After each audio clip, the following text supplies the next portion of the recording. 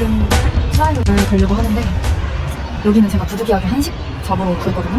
근데 어제 인터뷰를 갔는데 너무너무 부당한 시급을 말씀을 하셔서 그냥 트라이얼만 하고 그냥 할 겁니다. 별로죠. 지금 쉬는 시간, 살짝 쉬는 시간 밖에 나오라고 해서 왔는데 진짜 개 바빠요, 여기. 이제 트라이얼이 끝났는데 일단 절대 다시 할 생각이 없고요. 그리고 원래 9시까지인데 여기 바쁘지 않다고 30분 먼저 가라고 해가지고 돈은 받았고 절대 이곳은 가지 않겠습니다. 네. 이제 투어가 안녕하세요. 드디어 다시 정도 시간이 됐어요.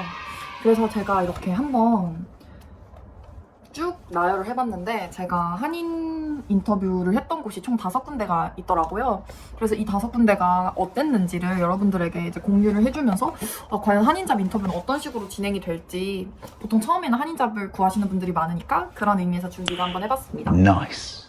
오늘도 사실 한인잡이라고 해야 될까? 갔다 오긴 했어요.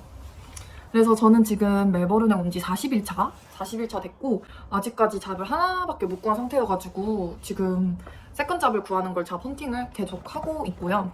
네, 여러분들에게 가장 중요한 정보를 알려드리자면 여기 있는데 이게 좀 거꾸로여서 잘 안 보이죠? 제가 자막으로 넣어드릴게요. 현재 허스피털리티라고 해서 이제 보통은 레스토랑이나 카페 아니면 뭐 리테일이든 그런 허스피털리티 잡은 멜버른에서 현재 시급이 23.23불이에요. 그걸 꼭 머릿속에 기억을 해두시고 과연 내가 일하는 곳에서 적정 시프트랑 그에 따른 적정 임금을 받고 있는지를 꼭 체크를 해주셔야 돼요. 그래서 제가 첫 번째로 갔던 한인잡은 이제 한식당이었어요. 근데 이름은 당연히 말을 하면 안 되겠죠? 이름을 말해주고 싶을 정도로 별로여가지고 여기 가지 말라고. 근데 어쨌든 제일 별로였던 잡이었어요. 한식당은 대부분이 캐시잡인데 여기도 캐시였고요. 여기는 트라이얼을 제가 갔어요. 왜냐면은 인터뷰를 했을 때도 별로라는 건 알고 있었지만 금전이 필요해서 제가 그 전 영상을 찍었었죠. 급전이 필요해가지고 갔는데 우선 트라이얼은 17불이었어요. 17불. 그리고 이 사람들이 인터뷰를 했을 때 저한테 이제 걸었던 조건은 10번의 트레이닝 기간이 있는데 그때는 18불을 주는 거고 1시간당. 그리고 20불로 3달이나 이제 일을 해야 되고 그 이후에 23불을 준다는 조건이었어요.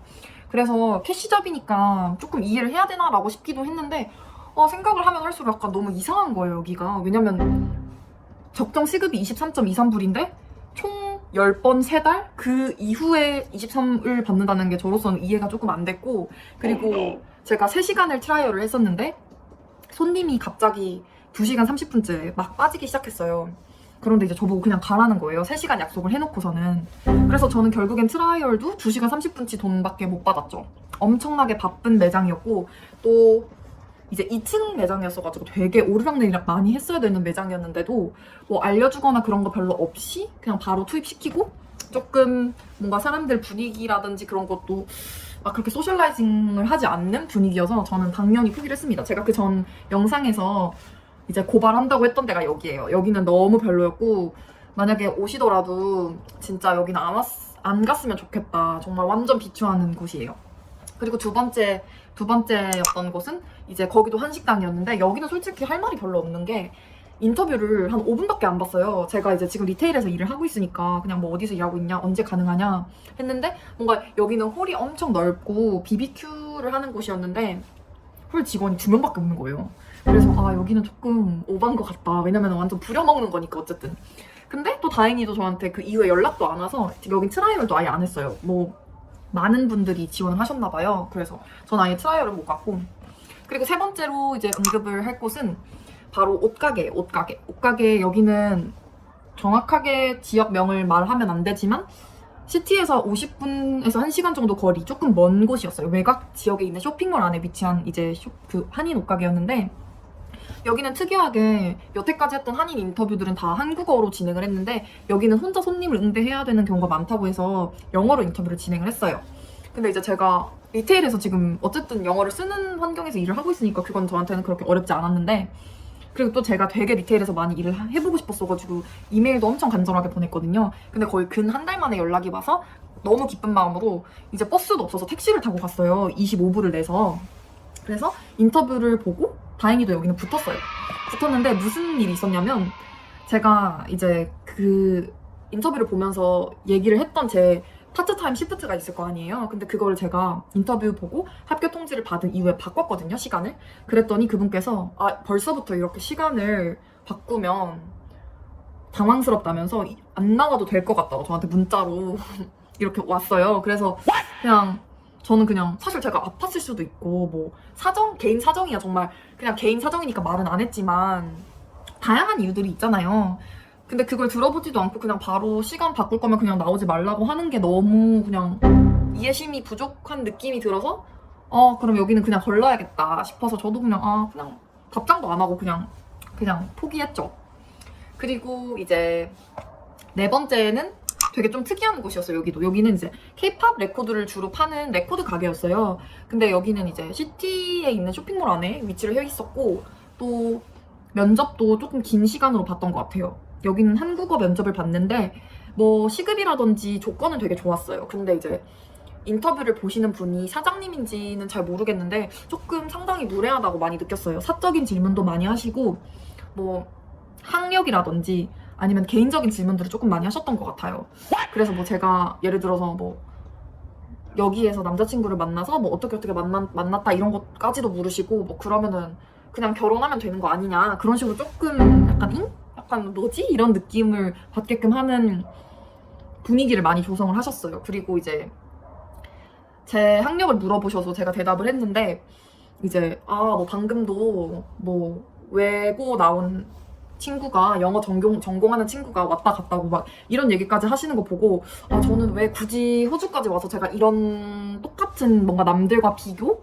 그런 걸 당해야 되는지 잘 모르겠더라고요. 저는 사실 제가 끌릴 것도 없다고 생각을 했는데 또 뭐 모르겠어요. 본인의 그런 직장 환경과 지원을 하는 애들의 수준이 이 정도 높다라는 거를 어필하고 싶었는지 모르겠지만 저는 그걸 들은 이후로부터 제가 되게 태도가 그냥 좋게 나갈 수가 없더라고요. 그래서 저도 대답을 대충 하긴 했어요. 그래서 여기는 그냥 떨어졌고. 네. 그리고 바로 마지막 오늘 보러 아주 따끈따끈하게 인터뷰를 보러 왔던 데는 이제 정확한 걸 말씀드릴 수 없어요. 아직 결과가 안 나왔기 때문에. 근데 이제 여기는 종류도 말씀드리면 안 될 것 같아서 인터뷰는 15분에서 20분 받고 되게 회사 면접 같은 느낌으로 그 전에 한인잡들은 다 이제 1대1로 면접을 봤었는데 여기는 되게 4-5명이서 면접을 봤어요. 그러니까 4명이 다 면접관이신 거죠.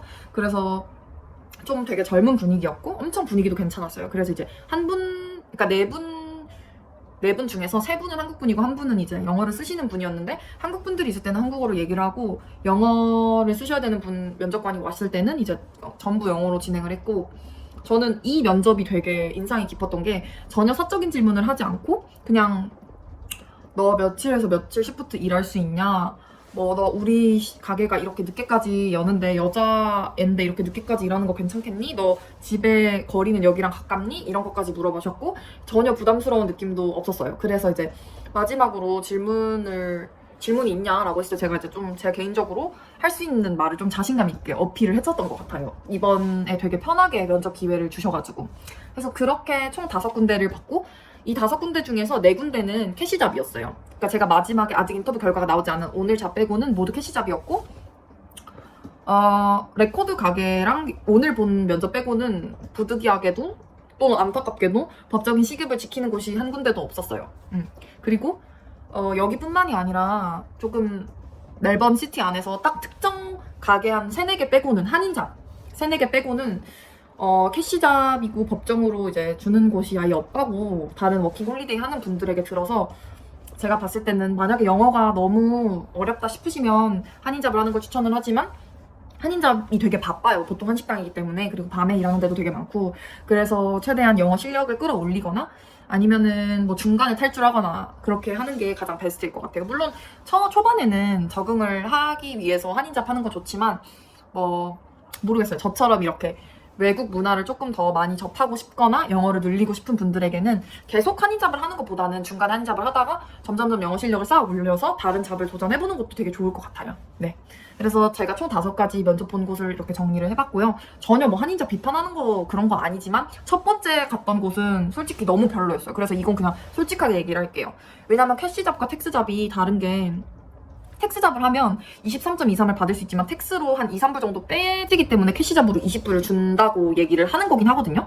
근데 이제 이건 또 연금이라든지 아니면 텍스 환급을 통해서 나중에 여러분들이 그 기간 내에 받으실 수가 있단 말이에요, 법적으로.